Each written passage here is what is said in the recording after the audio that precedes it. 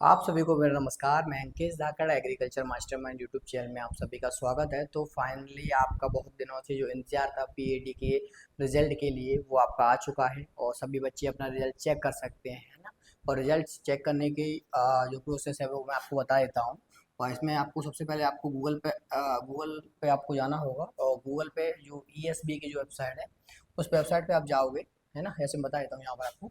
यहाँ पर आपको ईएसबी सर्च करना है ना। जैसे आप ईएसपी सर्च करोगे यहाँ पर तो आपको एमपी एम्प्लॉय सिलेक्शन बोर्ड की वेबसाइट आपको यहाँ शुरू होने लगेगी। जैसे आप इस पर क्लिक करोगे, है ना, तो आपको टॉप पे ही ये आपको इस टाइप का इंटरफेस सामने आपको दिखाई देने लगेगा। और इसमें आपको इंग्लिश और हिंदी मीडियम दोनों मीडियम में दिया हुआ है। तो आपको जो आपको मीडियम में उचित लगेगा उसमें आप कर सकते हो। और यहाँ पर सबसे फर्स्ट नंबर पे आप देख सकते हैं कि रिजल्ट प्री एग्रीकल्चर टेस्ट 2025। तो आपका ये 2025 का जो रिजल्ट है वो आपका है। तो जैसे आप इस पर क्लिक करोगे तो आपको इस टाइप का इंटरफेस आपके सामने दिखाई देने लगेगा, है ना। तो इसमें आपका एप्लीकेशन नंबर भरना है। जो एप्लीकेशन नंबर आपके जो आपका एडमिट कार्ड होगा उसमें आपको मिल जाएगा, है ना। इसके बाद आपका डेट ऑफ बर्थ भरना है। डेट ऑफ बर्थ में आपको याद रखना है कि पहले डेट भरना है, तो उसके बाद मंथ भरना है, उसके बाद आपको ईयर भरना है ना। और इसके बाद आपको जो कुछ बच्चे का मैसेज आ रहा था कि सर हमारा रिजल्ट है वो ओपन नहीं हो पा रहा, तो उसमें आपको थोड़ा सा पढ़ना है कि इसमें लिखा हुआ first two letter of mother name. तो पहले क्या करना है, आपके जो मदर नेम है, जैसे आपकी माता जी का नाम ममता है तो MA, है ना। उसके बाद फिर क्या करना है, आपको last 4 digit of Aadhaar number. आपका जो आधार कार्ड नंबर होता है उसके लास्ट के डिजिट 4 नंबर आपको क्या करना है, भरना है। जैसे ही आप इस पर यहाँ दोनों चीज़ भर दोगे और इसके बाद आपको इस टाइप का कैप्चर रहता है तो इसमें से आप माइनस करके जो भी आएगा फिर उसको सर्च करोगे तो यहाँ पर आपको क्या हो जाएगा, आपका जो रिजल्ट है वो सोने होने लगेगा, है ना। तो ये एक छोटी सी प्रोसेस थी, वो आप समझ में आ गई होगी और आप ऐसे अपना रिजल्ट है वो डाउनलोड कर सकते हैं। और इसके बाद जो रिजल्ट के बाद होने वाला है वो आ गया होगी आपकी काउंसलिंग। तो काउंसलिंग में कौन कौन से डॉक्यूमेंट आपको लिए आवश्यक है उसकी भी हम बात करेंगे, है ना। तो उसमें आपका सिलेक्शन के लिए सबसे बड़ा इम्पोर्टेंट होता है कि हमारे डॉक्यूमेंट हैं वो हम अपने तैयार करके रखें। क्योंकि जब क्या होगी, काउंसलिंग होगी और काउंसलिंग में बहुत से बच्चे का किसी डॉक्यूमेंट में कुछ प्रॉब्लम होती है, कुछ किसी के में कुछ प्रॉब्लम होती है, तो वो बच्चा क्या होता है काउंसलिंग से बाहर हो जाता है बहुत से बच्चे। तो अपन को ऐसी गलती नहीं करना है।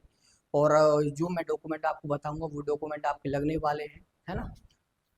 और इसके साथ अब हमारा जो चैनल है अब इस पर लगातार आपको वीडियो मिलती रहेंगी काउंसलिंग से रिलेटेड। तो आपको फॉर्म कॉलेज में किस टाइप से आपको जाने की जो प्रोसेस रहती है उसमें आपका क्या कट ऑफ भी रहेगा, हम कट ऑफ भी निकालेंगे इसमें पूरा कंप्लीट, है ना।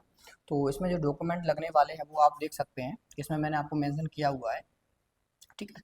ये आपके इससे पहले जो बच्चों के लघु हुए वही डॉक्यूमेंट है ये आपकी।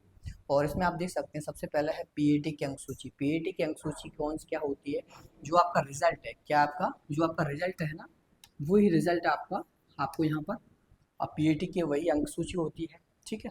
उसके बाद आपका 10वीं की मार्कशीट, है ना, जो 10th क्लास की मार्कशीट रहती है वो आपकी लगती है इसमें।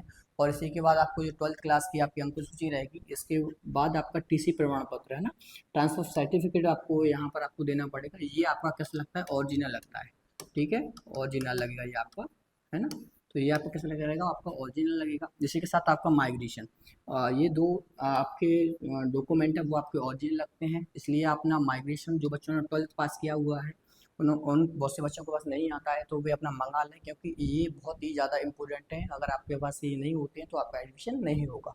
तो टीसी और माइग्रेशन आपके ओरिजिनल लगते हैं, इसलिए आपको ओरिजिनल को रखना है, ठीक है। उसके बाद आपका समग्र आईडी, सब जानते हैं इसको ट्रिपल एसएम आईडी के नाम से भी जानते हैं ना, ट्रिपल एसएम आईडी के नाम से भी हम इसे जानते हैं। तो समग्र आईडी आपकी लगेगी, जो बच्चे एमपी के हैं उनकी समग्र आईडी लगना है।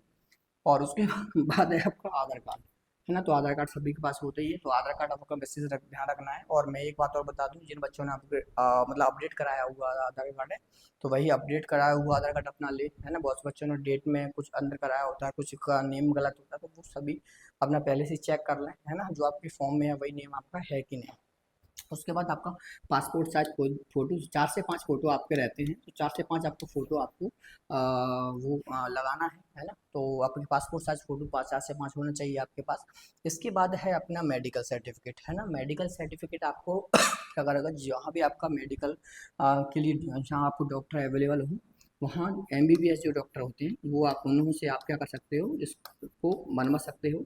आपके गवर्नमेंट हॉस्पिटल होगा वहाँ पर जहाँ आप रहते हैं, वहाँ से आप एमबीबीएस के उस पर इसमें विशेष ध्यान रखना है आपको। यहाँ पर आपको उनके सिग्नेचर और बस सील होना चाहिए ना, सिग्नेचर और आपको सील, ये दो चीज़ों का विशेष ध्यान रखना है। जो मेडिकल बनवाओगे उसमें एमबीबीएस या जो भी है उनके क्या होना चाहिए, सिग्नेचर होना चाहिए और सील लगी होना चाहिए, उसी को यहाँ पर मान्य किया जाता है। ठीक है, उसके बाद हम बात करेंगे फ्रीडम फाइटर। जो बच्चों को फ्रीडम फाइटर का कार्ड लगाया हुआ है उन्हें क्या करना है, फ्रीडम फाइटर या स्वतंत्रता सेनानी के जिन बच्चों ने कार्ड लगाया हुआ है उनको फ्रीडम फाइटर का कार्ड लगाना है।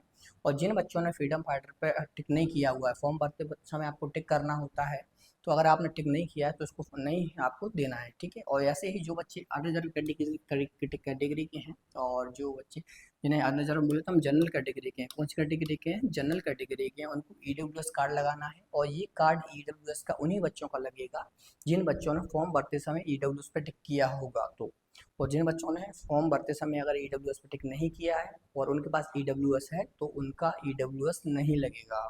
ठीक है, उसके बाद जो बच्चे कैटेगरी के रहेंगे ओबीसी एससी एसटी, उनका क्या लगेगा, जाति प्रमाण पत्र, कास्ट सर्टिफिकेट लगने वाला है ना। उसके बाद हम बात करें मध्य प्रदेश के मूल निवासी, तो डोमिसाइल सर्टिफिकेट भी आपका यहाँ पर लगेगा, है ना। डोमिसाइल मतलब आप मध्य प्रदेश के निवासी हो या नहीं। उसके बाद है कार्यरत कृषक प्रमाण पत्र, है ना। कृषक प्रमाण पत्र के लिए मैंने पहले वीडियो बनाया हुआ, तो आप देख सकते हैं किस टाइप से बनाना होता है। ये भी सेम टू सेम है, जैसे आपने फॉर्म भरते समय अगर आपने कृषक प्रमाण पत्र के लिए अगर आपने लगाया हुआ कि मैं कृषक फैमिली से आता हूँ, तो आपका जो आप कृषक प्रमाण पत्र है वो लगेगा।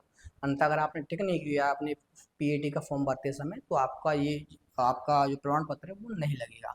ठीक है, तो अगर आपने लगाया है, और बहुत से बच्चों के डाउट ये भी आ रहे थे कि सर हमने लगा दिया है लेकिन हमसे बन नहीं पाया है या हम बनवा नहीं पाए हैं तो क्या होगा, तो ऐसी सेम प्रोसेस है। ऐसे आपका ईडब्ल्यूएस भी बहुत से बच्चे बोल रहे थे कि सर हमने ईडब्ल्यूएस के लिए फॉर्म भरते समय क्या कर दिया, हम टिक तो कर दिया लेकिन हम बनवा नहीं पाए या बन नहीं पा रहा है। तो आपको क्या करना है कि आप जब आप काउंसलिंग कराने जाओगे तो वहाँ पर आपको इस चीज़ के लिए लिख के देना पड़ेगा कि मैं ईडब्ल्यूएस या मैं आपका कृषक प्रमाण पत्र की सीट नहीं लेना चाहता हूँ।